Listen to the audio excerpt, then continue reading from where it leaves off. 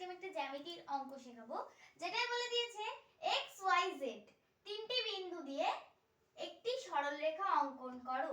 প্রথমে আমি সরলরেখাটা এঁকে নিচ্ছি।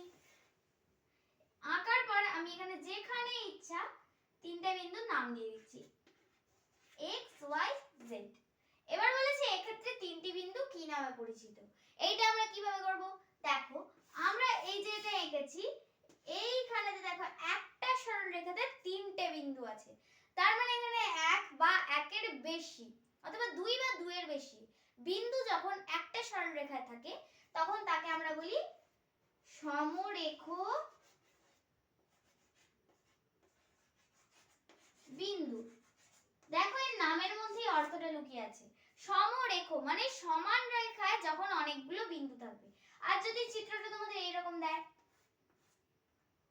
একটা বিন্দুতে দেখো মিলিত হয়েছে, তখন এটাকে আমরা বলবো সমবিন্দু। তাহলে দেখো সবকটা জিনিসই মানে তার নামের মধ্যে অর্থ লুকিয়ে থাকে। সমবিন্দু মানে সমান বিন্দুতে। তাহলে তোমাদের যদি ভিডিওটা কিছুটা হলেও ভালো লেগে থাকে এবং তোমরা কিছুটাও বুঝতে পেরে থাকো, তবে অবশ্যই তোমরা একটা লাইক করে দেবে।